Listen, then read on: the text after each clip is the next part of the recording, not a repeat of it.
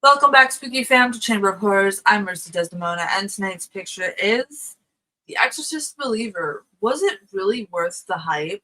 Before we get into that, I just want to let you guys know this is the final Chamber of Horrors under this old format. You will be seeing a new format starting to emerge throughout the month of November, so I look forward to bringing that to life for you. And thank you all for your support. The Exorcist Believer. You might see me get a little heated in this one, but it is what it is. So, when you see the name Exorcist, you are thinking psychological thriller horror that's going to send chills down your spine. Am I right? Well, I can guarantee you, my friends, if you watch The Exorcist Believer, you're probably going to fall asleep through the whole thing. I will give the movie this. The visuals and the special effects, mwah, chef's kiss, fantastic. Actors and actresses that were given their roles did a decent job. The thing is, the writers, what in the world were you thinking? The characters have the personality of watching paint dry. There is not one character that you are rooting for because they are so poorly written. Even the two children who are going through this. Now with Regan, we felt empathy for her.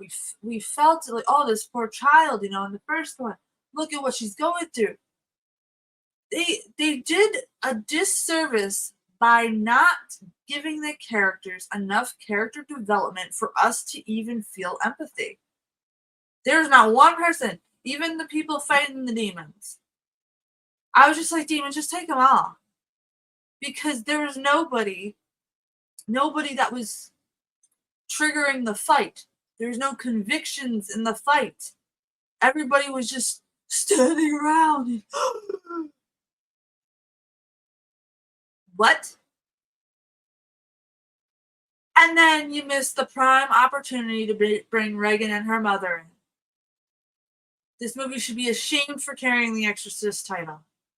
I would rather watch The Exorcist 2 on repeat for 90 days straight and Halloween Ends together than ever watch The Exorcist Believer again. And that's saying something. I may be getting a little heated because I had really high hopes for this movie. The trailer shows the best parts. So if you want to save time and money, just watch the trailer on repeat. Just do that. Because this was an abomination and missed opportunity. Now, if I was going to do something like this, and the way that it seems like it's a movie one, like maybe a possible trilogy. So if I were to do this, definitely take time on the writing to make it that psychological horror. You want people to get involved, feel for the characters, root for characters. You want to do that, right? This does none of that.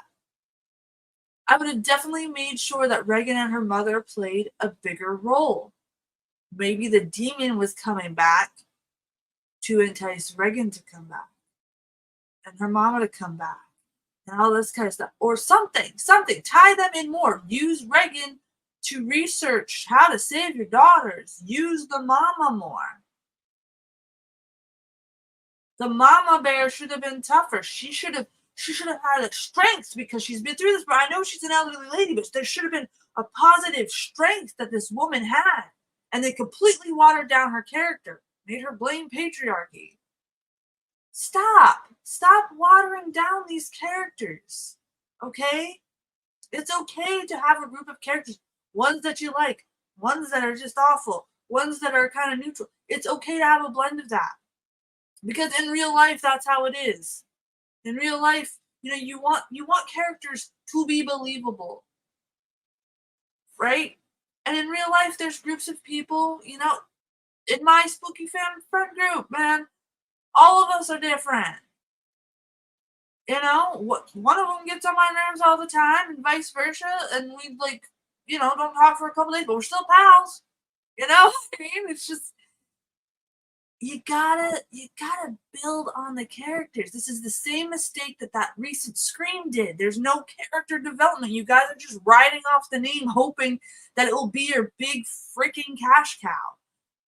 I hope that this shows all horror fans to turn to that independent scene, my friends. Turn to it. May not be big budgets like Hollywood and all that stuff, but you are helping people that love their craft and they take the time to bring it and really, really want you to enjoy it. That's what you want. That's what you want. This Hollywood bullcrap that they're doing now. You know, the scene irked me when the guy's like, "Oh, why didn't they allow you in the room with Reagan when she's getting exorcism? This is just tea. I don't know what that was." And right away they make her blame the patriarchy instead of being a smart and sound-minded person. Be like, "Well, there's a few reasons why I shouldn't be in the room." They wanted to make sure that I was safe during it. They wanted to make sure that the demon wasn't going to feast off my emotions while in the room when seeing my daughter like that. Right away, we go to the whole, TikTok-y. This is complete. To sum it up, The Exorcist Believer is written for the TikTok generation, I suppose, I guess, where everybody's always blaming each other for crap. Because what a